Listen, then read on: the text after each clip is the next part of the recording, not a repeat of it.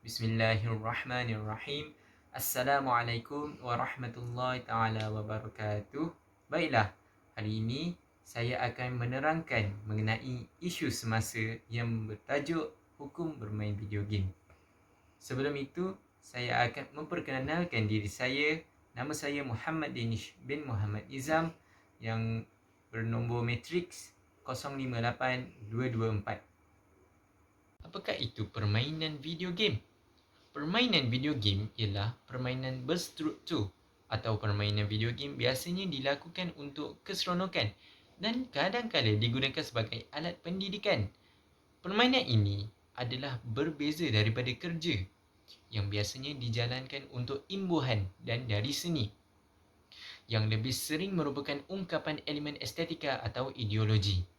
Walau bagaimanapun, perbezaannya tidak jelas dan banyak permainan juga dianggap sebagai kerja atau seni. Komponen utama permainan adalah matlamat, peraturan, cabaran dan interaksi. Permainan umumnya melibatkan rangsangan mental atau fizikal dan seringnya kedua-duanya. Permainan video game berkait rapat dalam kalangan remaja.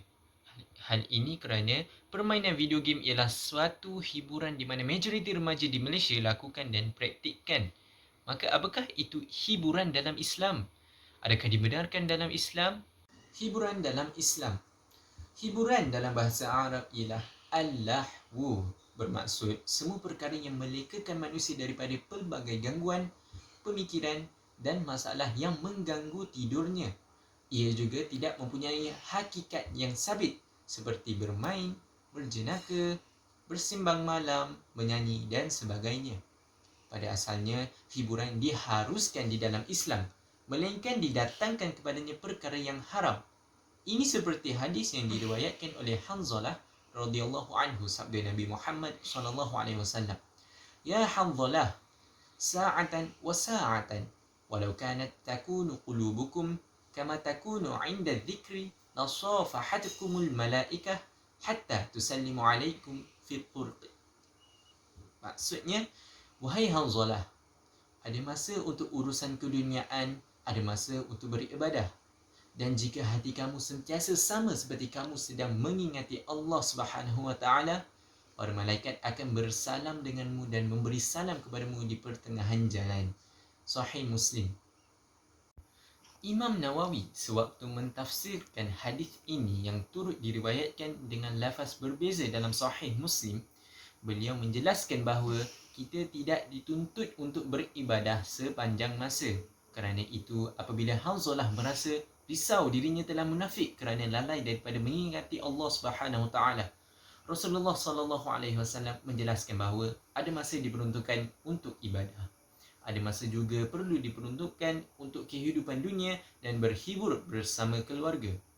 Di dalam kitab Al-Fiqh Al-Manhaji, pengarang telah menggariskan beberapa penetapan hukum di dalam hiburan, di antaranya makruh sekiranya hiburan itu tidak memberi sebarang kesan baik atau sebarang kesan buruk kepada manusia ini kerana melakukan perbuatan yang tidak berfaedah. Haram sekiranya membawa keburukan kepada individu dan masyarakat. Ini seperti perbuatan yang bercampur dengan perkara yang diharamkan syarak, dibenarkan dan digalakkan. Sekiranya hiburan itu memberi kesan yang baik kepada individu dan masyarakat, seperti pertandingan memanah dan permainan yang berfaedah untuk peperangan. Begitu juga dalam hiburan dan permainan yang memerlukan kepada kemahiran berfikir adalah dibenarkan. Dan hal berkenaan dengan halal atau makruh bergantung kepada sejauh mana kesan terhadap pemain itu. Ini seperti yang dijelaskan di dalam kitab Al-Fiqh Al-Manhaji, menyatakan permainan catur ia merupakan suatu permainan yang banyak bergantung kepada penggunaan akal dan fikiran. Tidak syak lagi ia memberikan kesan yang baik kepada daya fikiran pemain.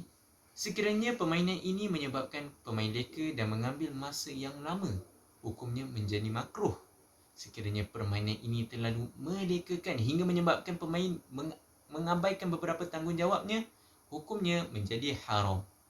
Dalam menerangkan tentang permainan catur, ulama bersepakat sekiranya terdapat unsur-unsur perjudian, meninggalkan tanggungjawab yang wajib seperti melewatkan waktu solat dan terdapat unsur-unsur penipuan. Namun sekiranya tidak terdapat perkara yang diharamkan, ulama berselisih pendapat.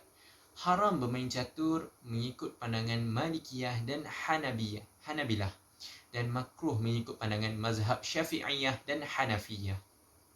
Sekian sahaja daripada saya. Saya mengharapkan video saya ini memberi manfaat kepada anda yang menonton.